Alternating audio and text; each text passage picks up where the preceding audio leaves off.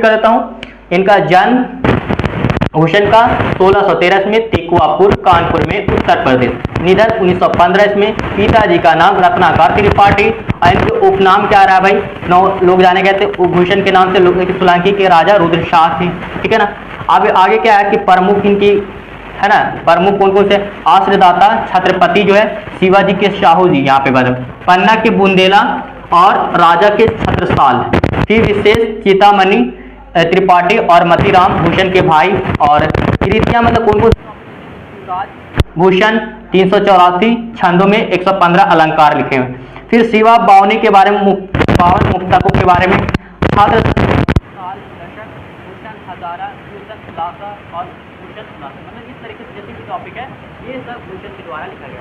अब चलते हैं इसके टॉपिक के ऊपर जो बताया गया है कवित्रे। कवित्रे के बारे में दो जाने से पहले एक आपको ये भी पूछ सकता है कि वीर रस किसका लिखा हुआ है, किसका लिखा हुआ है, तो इस भूषण के द्वारा ही लिखा गया एक और टॉपिक जो भी इसको बोलते हैं वीर रस, ठीक है। और हाँ दोस्तों, इस जानते हैं अब इसके कवित्रे के बारे में जो बताया गया पहला स्टेप में है ना, छत्रपति शिवाजी के बारे में,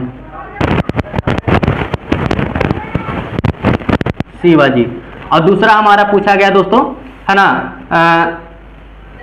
छत्रसाल वीरता के बारे में। तो हम दोनों के बारे में हम डिस्कशन कर रहे हैं दोस्तों, ठीक है। तो पहले छत्रपति जो बताते हैं, शिवाजी कहते हैं कि वो इंद्रों में जितने भी हैं वो सबके क्या है, हम छत्रपति हैं, मतलब कि बहुत से कि हर एक प्राणी जो है एक दूसरे से क्या राजा के रूप में सामान्य, मतलब मारने की शक्ति रखता है। जिस तरीके से कृष्ण ने कांसू को मारा, रावण कोई घमंड था, घमंड से चूर था, उसको चूर करने के लिए राम ने कर दिया है ना खात्मा। उसी तरीके से एक विशाल हाथी जो जानवर, एक शेर ने उसको मार देता है। तो हर एक किसी न किसी का क्या होता है, एक छत्रपति होता है। उसी तरीके से इस ब्रह्मांड में, इस पूरा हर एक छत्रपति है। तो इसी तरीके से यहाँ पे छत्रपति बताते हैं, तो वो हर एक इंद्रों में, जैसे अब हवा है तो हवा ऊपर एक क्या होगा, उसका भी एक छत्रपति, जैसे आसमान, ठीक है।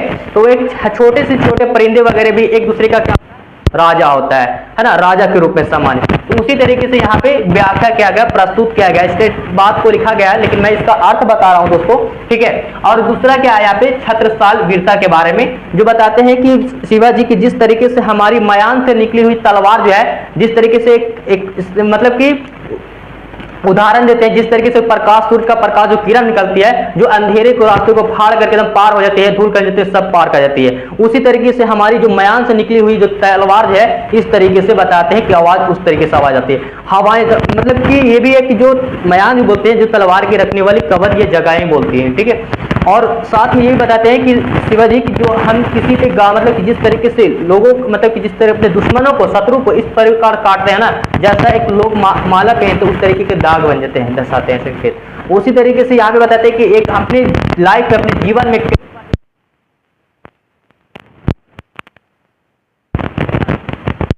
गया है, जिस तरीके से लक्ष्मीबाई के बारे में बताया गया है, उन्होंने कई बार अंग्रेजों से युद्ध भी की, और साथ में बचपन में अपनी जिंदगी को खेल कूद में और साथ साथ घुड़सवारी करना, कई बार संघर्ष, तलवारबाजी करना, ये सब उनकी मतलब बचपन की शौक, मतलब इस तरीके करने के बावजूद कई बार एक पहलवानी उसमें भी क्या थी, स्त्रियों में इस तरीके से वीरता दिखती। यहाँ पे उल्लेख किया गया है यहाँ पर भी शिवाजी के बारे में, है ना।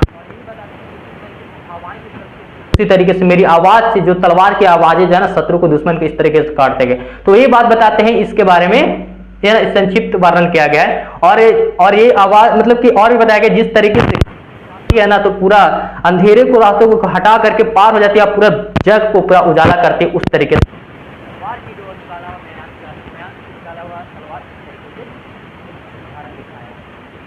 भारत के बारे में तो ये था दोस्तों छोटा सा ट्रेलर, ठीक है।